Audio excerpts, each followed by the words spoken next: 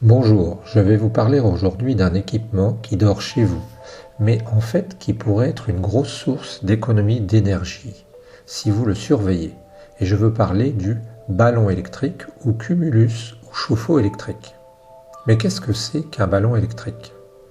Un chauffe-eau électrique, c'est tout simplement un dispositif qui associe une grosse bouteille thermos d'eau et un système de chauffage électrique.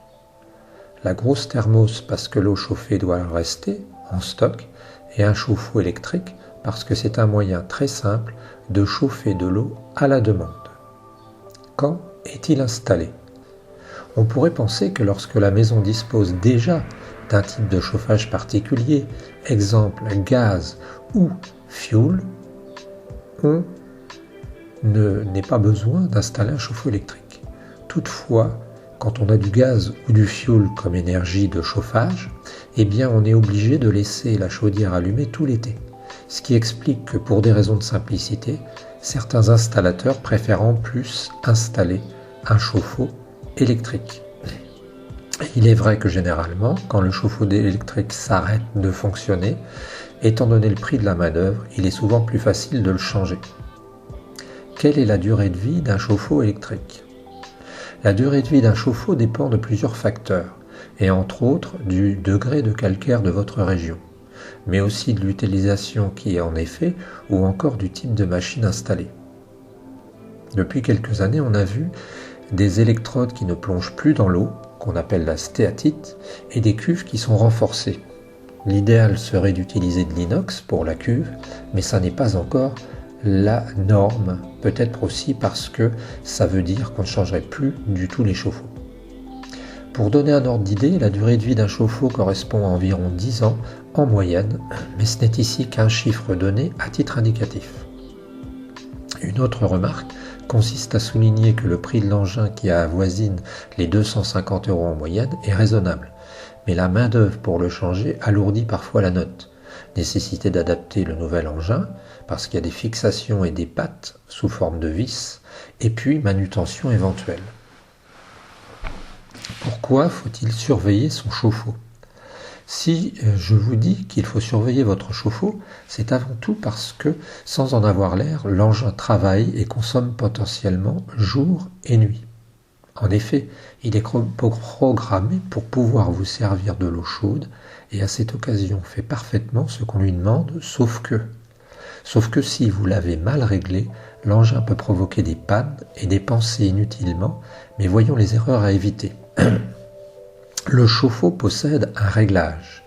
Et oui, les poseurs vous en parlent rarement, mais les chauffe-eau possèdent un réglage thermostat qui régule la température maximale de chauffage de l'eau à l'intérieur du ballon. Qu'est-ce que ça peut bien vouloir dire? Ça veut dire tout simplement que si vous ne le savez pas, votre chauffe-eau posé sans réglage va toute sa vie chauffer de l'eau à des températures élevées alors que vous n'en avez pas nécessairement besoin. Et dans ce cas, vous allez dépenser sans raison. Mais quelle est la température qui m'est nécessaire exactement? D'abord, il y a quelque chose que vous devez savoir.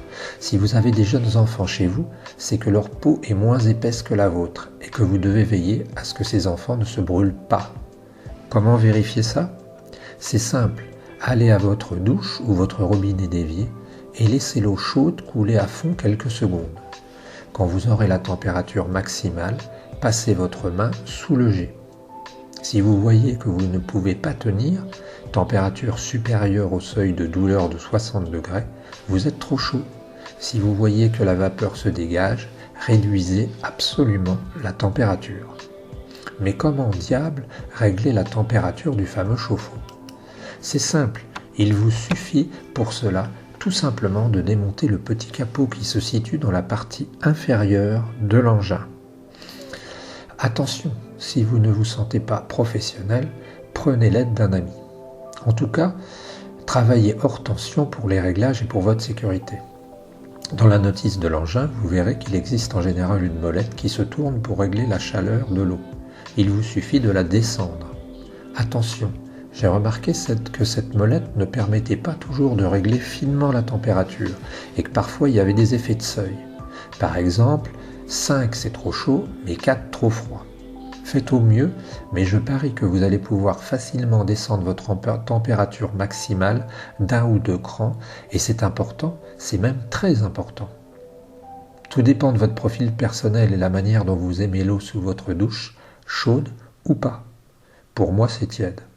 En tout cas, en tout état de cause, si vous ne voulez pas aller vers les conflits, vous devez généralement tenir compte de l'avis des autres membres de votre famille, qui peuvent être plus exigeants.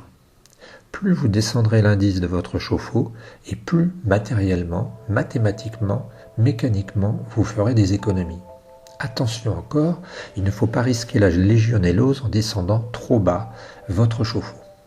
Mais pourquoi si intéressant de descendre la température du chauffe-eau ? Tout simplement parce que, comme je vous le dis généralement, votre chauffe-eau est considéré comme une réserve de chaleur. C'est la raison pour laquelle on le monte haut, pour que quand vous mélangez cette eau à de l'eau froide, vous puissiez en avoir pas mal.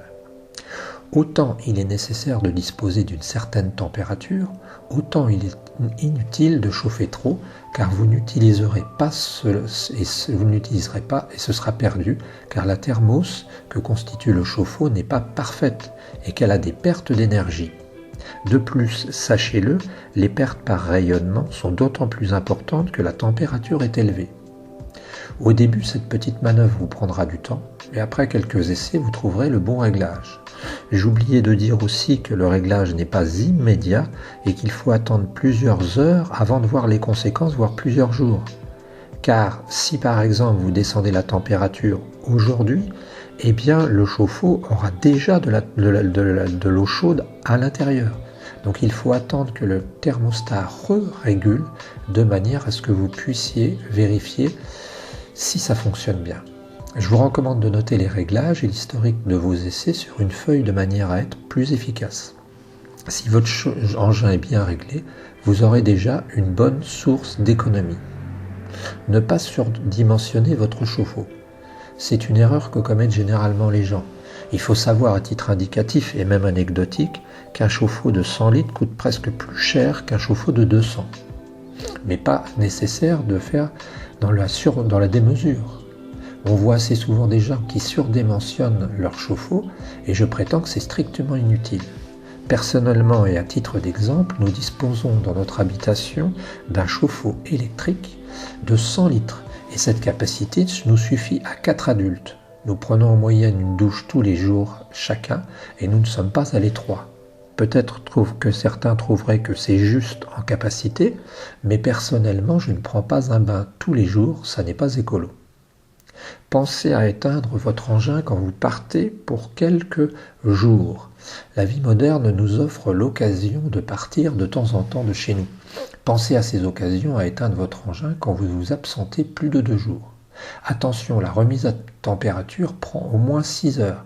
C'est tout à fait normal car il va falloir remonter la température du ballon d'eau chaude de 20 degrés, température ambiante, jusqu'à la température demandée.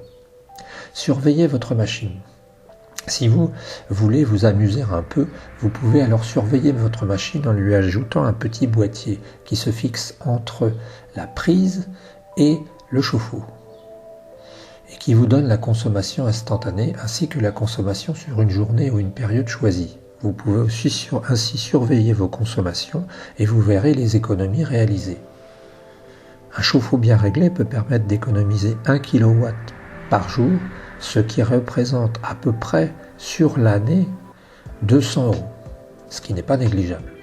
En conclusion, comme vous pouvez le voir, le chauffe-eau électrique de votre habitation, si elle en est pourvue, peut facilement être une source notable d'économie, d'énergie. Pour votre confort, celui de votre budget, mais aussi celui de la planète, il est intéressant de faire le point sur cette question. Imaginez que tous les Français se mettent à régler leur chauffe-eau. Je suis toujours assez intéressé de recevoir vos remarques dans le cadre de cette petite université pratique. N'hésitez pas à me contacter et à nous soutenir. Belle et bonne journée à vous, Jean-François. Je précise que vous avez dans le plus de cet article notre lien Tipeee et aussi le texte complet du reportage que vous pouvez trouver sur Facebook et sur WordPress. Je vous souhaite une bonne journée.